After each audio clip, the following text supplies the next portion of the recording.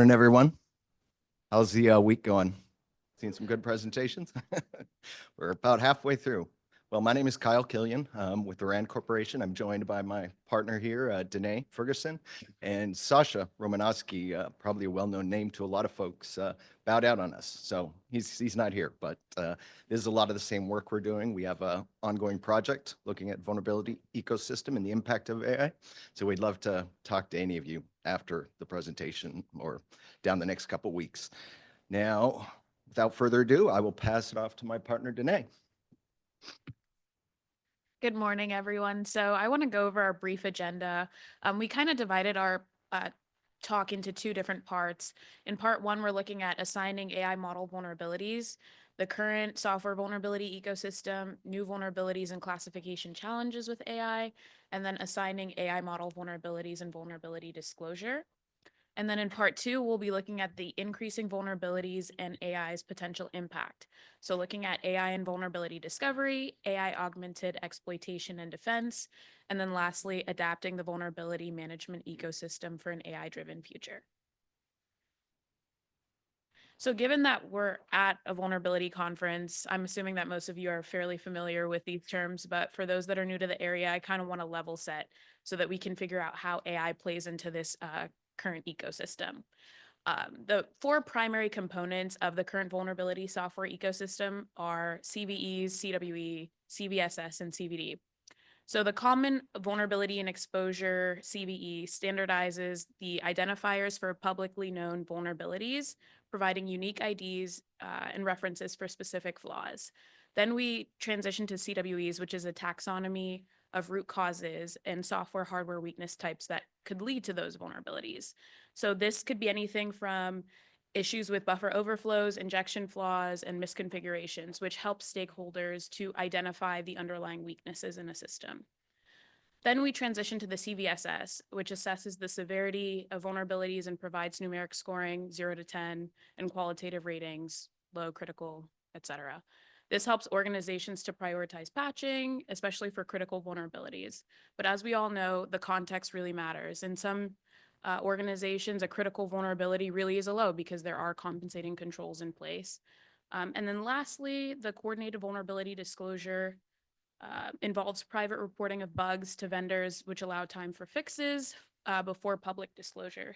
So certs and bug bounty programs facilitate this process, incentivizing safe reporting. These programs quickly uncover hidden vulnerabilities and foster collaboration. Though this list is comprehensive, it doesn't capture every component of the current ecosystem. For example, CISA's KVE catalog and the EPSS scoring system that estimates the likelihood or probability that a software vulnerability will be exploited. So given the current ecosystem, how does AI play into all of this? There are new vulnerabilities and classification challenges introduced with AI models. First, there are vulnerabilities in AI software packages. These are our conventional software bugs in AI frameworks or libraries, such as the exploitable bugs in TensorFlow or PyTorch. These are managed like any other software CVE and fit within the existing vulnerability management framework, requiring no change to the current software vuln ecosystem. Next, we have model behavior flaws. These are failures or undesirable behaviors of the model itself rather than bugs in the code. Some examples will include when an AI model hallucinates or generates content that conflicts with input training data or is inconsistent with facts, or if a model is susceptible to prompt injection vulnerabilities, where an attacker can create inputs designed to make the model behave in an unintended way. These differ from classic vulnerabilities as there is no underlying code error to patch, and the flaw lies in the model's training or logic. Lastly, we have issues spanning ethics and safety. These are categorized as broad AI ML incidents and failures. And some examples of this include vision model failures in self-driving cars or bias in AI-powered hiring system. Honestly, bias in general when it comes to AI. And these don't fit neatly into the CVE paradigm as they aren't security violations being exploited, but they can have serious and lasting consequences. So with the introduction of these new vulnerabilities and classification challenges, this begs the question whether AI vulnerabilities can fit into this existing ecosystem with ease, or if it's possible to create a whole new paradigm that responds to these challenges. So we conducted a comparative mapping of the current software vulnerability ecosystem and the AI vulnerability ecosystem to see where this is comparable, where there are comparable alternatives with AI, or gaps with these technologies. And give you all a moment to take a picture if you want, but so we broke it out. No.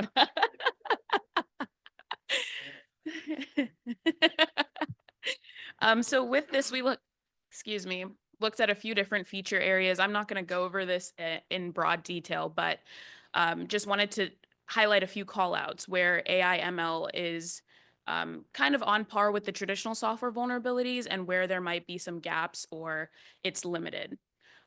Firstly, when it comes to vulnerability catalogs, this is missing entirely on the AI ML side. So there's no central comprehensive catalog equivalent to NVD linking unique IDs to details. Whereas on the traditional software vulnerability side, this is fairly comprehensive with NIST's NVD catalog, and then CISA's KEV that tracks exploited vulnerabilities. Similarly, looking at the attack taxonomy, on the traditional software vulnerability side, we have MITRE's attack framework, which provides a broad taxonomy of adversary tactics across kill chain stages. And then on the AI ML side, we have MITRE's Atlas, which catalogs the adversary tactics specifically against AI and ML systems.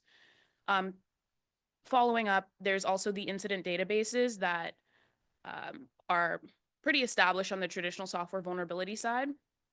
Various databases exist like the Privacy Rights Clearinghouse, Zywave, though these can be fragmented. And on the AI/ML side, there's a specific focus with dedicated databases that are in development, such as incidentdatabase.ai and the AIAAIC. Lastly, wanted to talk about bug bounty programs or VDP platforms. On the AI/ML side, this is currently emerging. There are platforms that exist, such as hunter.com, but the market is less mature when comparing it to the traditional software vulnerability side. This is very established and mature with platforms like HackerOne, BugCrowd, Synack that have wide participation within the community. Going back to the four main components of the current software vulnerability ecosystem, I briefly discussed CVDs, and now I want to introduce frameworks for AI vulnerability disclosure. Emerging frameworks like the CFD and CDDC aim to address AI model flaws. So the Coordinated Flaw Disclosure Program was introduced by Cattell and others last summer, and it's tailored to adapt traditional vulnerability disclosure to AI's unique challenges. Some key features include structured reporting, extended model cards that specify the scope and intent of target AI systems, and an independent adjudication panel to mediate disputes between submitters and vendors. Emphasis is placed on transparency, accountability, and involving diverse stakeholders. A pilot.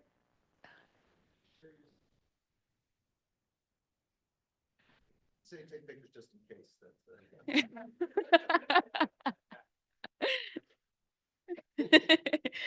A pilot implementation was conducted at DEF CON 32 last year. And then they also proposed the common use enumeration that mirrors CWE in an attempt to organize AI model uses hierarchically. Second, we have the coordinated disclosure of dual use capabilities, which was proposed by O'Brien and others in 2024 as well. And it addresses AI systems with dual use potential. CDDC acts as an early warning system, recognizing unexpected, dangerous capabilities in AI models. Finders will report risky capabilities to a central clearinghouse, which then alerts appropriate defenders. The goal is to maximize society's time to prepare defenses, emphasizing cross-organization communication. It complements model evaluation programs and red teaming efforts. Lastly, there are the AI flaw bounty programs that exist. Similar to the bug bounties, these reward users for finding and reporting AI model flaws, such as what I mentioned earlier, Hunter.com and Anthropic's Jailbreak Challenge. Now I will turn it over to Kyle for part 2 of our presentation, Increasing Vulnerabilities and AI's Potential Impact. Hello, everyone. Now, this is stepping away from our original proposed presentation to highlight some of the research we're doing at RAND. And we'd love to talk to you guys about this as we move forward. But as we discussed here briefly, we are seeing an increasing rise in CVEs and proportional increase in CVSS scores, showing medium and high actually both increasing with the significant uptick we've seen this year in or 2024 in CVEs coming online. And has been mentioned several times at this conference, it's not always the significant vulnerabilities that are a problem, but it's a massive scale of even medium and low chained together that could be a significant threat. This, of course, puts a huge strain on security researchers as these increase. And, this happens for a lot of reasons, right? New software, expansion of IoT in different areas, as well as just better reporting standards. So it's not that, there's a massive increase of threats, but, there is that as well. Now, the main goal of our research really is to look at the impact of AI on all these systems, whether we're going to see a significant increase in novel AI vulnerabilities, some of the ones Danae talked about, or whether we're just going to see a flood of CVEs, and how do security researchers deal with that? And I created this speculative chart just to show what that could look like with, from 2025, a proportional increase in CVEs, a nice jump there with similar CVSS scores. And then, what if we see a jump like we did in 2017 with 122% in 2026? So that's one of the big questions. Will AI systems, as they become more capable, actually benefit, the offense or defense, and what that could look like? I mean, with a rapid increase, I think 122 might be actually on the lower end. We really don't know at this time, but that's an important research question we're looking into. Okay, so first is looking at just AI accelerated vulnerability disclosure. Now, this is a hot topic as well, or discovery, sorry, not disclosure, but we see increased capabilities helping with analysis of code to identify vulnerabilities. The big one here is the increasing capabilities of AI agents. I know a lot of the vendors out here have developed tools to identify vulnerabilities, and even go as far as moving towards patching as things become more capable. And you see projects like Google's Deep Sleep and Code Intelligence, their tool. I mean, there's quite a few out there that are doing a good job at identifying these vulnerabilities, which would be a great benefit to researchers. And we're seeing a lot of efforts to use LLMs to scan just significantly large code bases to see if they can identify vulnerabilities much faster, or even identify new vulnerabilities across a much larger space. Now, the next, of course, is AI-driven fuzzing. Integrating a lot of the jumps in LLMs into traditional security tools. And some of these is OSS Fuzz, I know is one. That's also with the Google team, CI Fuzz from Code Intelligence, and many more. To develop high-quality test cases. And this really does have the potential to really decrease the time it takes to look over significant code bases and identify these vulnerabilities. The jury's still out on how effective this will be, but we are seeing, pretty radical improvements in how this could help us in that area. But ultimately, this could be a double-edged sword, where attackers are able to actually identify vulnerability discovers and weak points within those code base to actually target these areas. And as AI tools are complemented with generative AI and different possible paradigms that come online, we definitely have to keep an eye out for that. And on that note, AI augmented exploitation, also a very popular topic. Now, I'd say one of the first things that we're looking at significantly at RAND, and this will be a part of our vulnerability discovery research, is capability uplift. Can these new tools increase the ability of less sophisticated actors to, be able to identify vulnerabilities, get the skills needed to execute exploits? And, we've seen some models come online. I forget the name of a few of them used to help develop malware. And those are out there, and I think they will increase in sophistication as we move forward.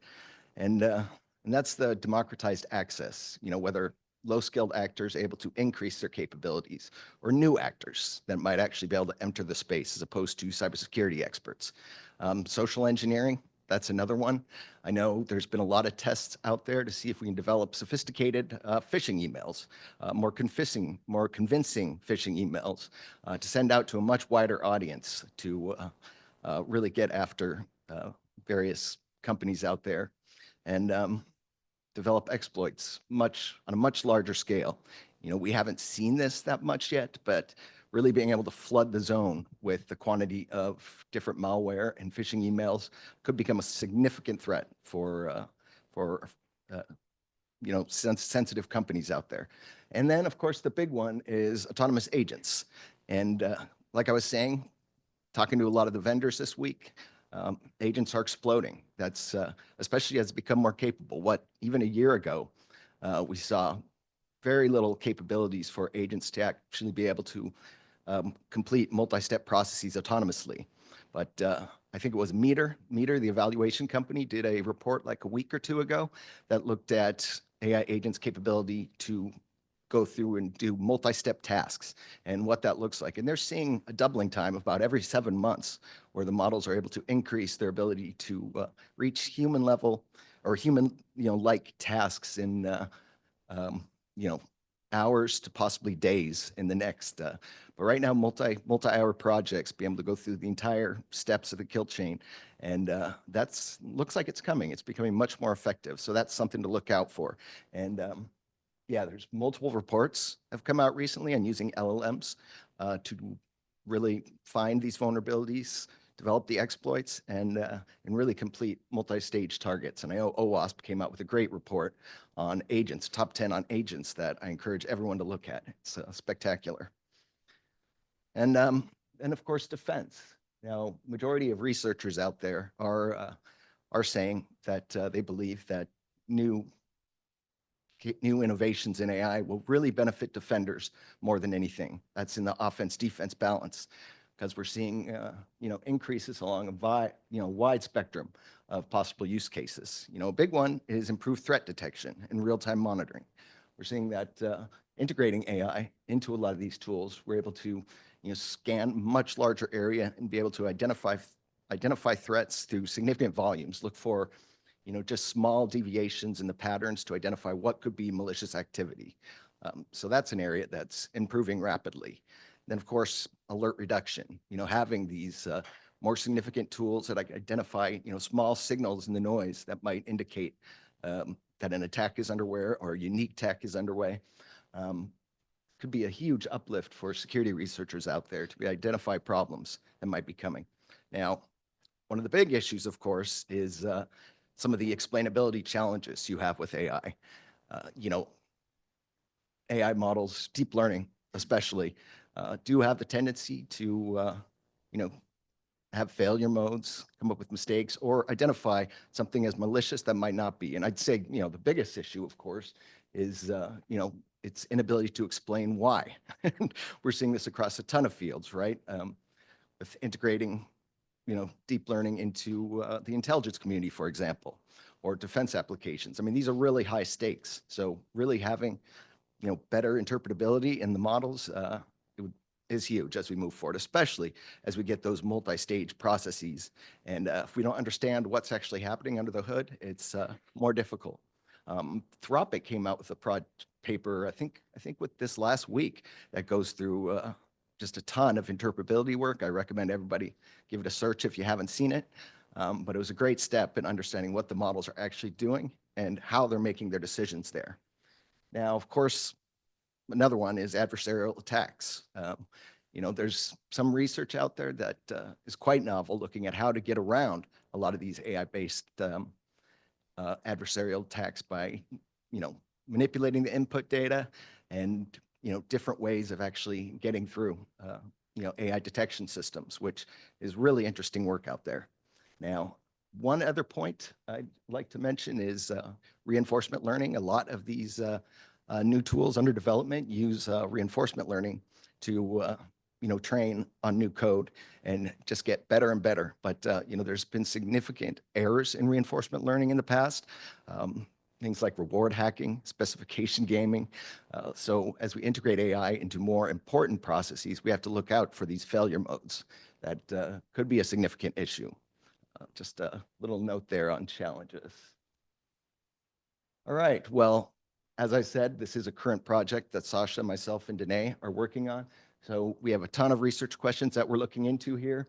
One of the big ones, of course, is AI capabilities and limitations themselves. So really just digging into, what are the potential future changes?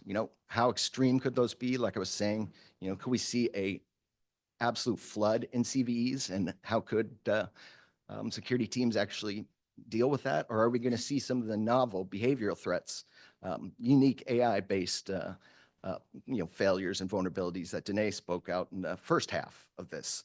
And which actors could this enable? I mean, are we going to see SCA companies, the intelligence community, the DoD, or the threat actors themselves? Are we going to see this benefit only sophisticated actors like APT groups, or are we going to see it in ransomware? These are all interesting questions that need to be pursued. Now, of course, the next would be a class type of vulnerabilities. This is something we're going to see more of across various software, IoT, SCADA, or various types of code. Where could we expect to see vulnerability discovery on a large scale? And types of systems, exactly. Now, and of course, looking at the offense-defense balance, that's not going to be a focus of this project. We likely need to do a whole separate project on that, but really looking at who's going to benefit more. Are we going to see defense become the most capable, or really, receive the most benefit from integrating AI systems into their existing tools, or using LLMs for much broader cases, or AI agents across multiple steps? Which one of those are going to benefit more? And changes in exploitation behavior, things like that. And we plan to do quite a bit of interviews and really try to develop what this could look like from very low capability to very high capability. There could be no changes at all, or we could see significant change, and that's the whole point of this one. And then we want to look into developing resilient policy solutions to really contend with this. How do we deal with, how can the CVE ecosystem really adapt to manage novel vulnerabilities, novel threats, or just significant quantity of new vulnerabilities discovered? And will that benefit exploitation, discovery, or defense? The defenders, which is being thought of as the most likely beneficiary at this time. But that's it. Those are the big research questions. We have many more, but this is the general area that we're looking at. And yeah, we'd appreciate talking to any and every one of you about where you think this is going. But without any further, I'll pass this back to Danae. Or I guess we're done. I thought we had another section there, but yeah. We do have a couple of minutes for Q&A, and there's one in the Discord channel, so I'll kick it off with that. Vulnerabilities in AI systems made up of the AI model and software interfaces / solution can be either in the software or due to AI model flaw. Are you suggesting we follow different vulnerability tracking process standards for AI systems? So when it comes to AI vulnerabilities in the software itself, we would maintain status quo. When it comes to model behavior flaws, that's something that we're trying to develop a framework to handle those vulnerabilities, as they don't perform the same way that a software vulnerability would. Hi, great presentation. Looking forward to chatting. When you were talking about sort of the potential for AI and that offense defense thing, I think that there's a hole here to talk about, which is the humans. And I would predict that a lot of the attacks that are going to happen are going to be social engineering that is augmented and scaled through AI. One person can now do attacks on a lot more people in a much more convincing way. And whether it is finding new vulnerabilities at scale or attacking them in various ways, the scale problem will be human processes. So you talked about, finding more vulnerabilities or, whether it's attackers or whatever, thinking about open source maintainers trying to handle, they're already drowning in AI generated noise of vulnerabilities. Every researcher thinks they're now going to win by, running code QL a few thousand times. And so we're creating a situation where the conventions of normal human interactions are going to get stressed. And so even just validating that you're the human I'm supposed to be talking to when I call you up to give you all my really great insights about how we're going to take over the world, I now, our validation process of are you actually the person I'm talking to is rapidly falling into a dangerous place. And so I think as you look across this whole space, recognizing where the human scale connection will create all kinds of breakages, whether it's implementing code or responding to a prompt or a challenge or a security question, these are really important things. I'd love to talk more about it. There you go. There's no question there, by the way. I'm just making a statement. Yeah, just quick response on that anyways. Yeah, I think you highlighted something very important, and we really have to pay attention to where this is going, because I know there's a impulse to start automating everything as humans become much more involved in this. And that's where the AI agents component is something we have to watch really closely, because folks are just looking to really analyze all these stages. Yeah, it could be, it's going to be an interesting couple of years as we see, multi-step, analysis of all these processes in the kill chain.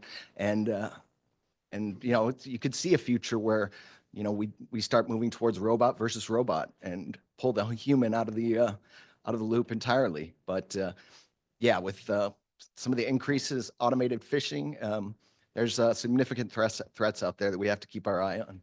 Anyways. Thanks for the question. Be happy to chat. Hi, I also have a question about your last slide. So those are some really important, obviously, research questions that you ask. I'm curious about the signal. Like, it's super hard to figure out which actors are doing these and, the signal. So I'm just curious what you're thinking about how you're going to detect and quantify some of these things.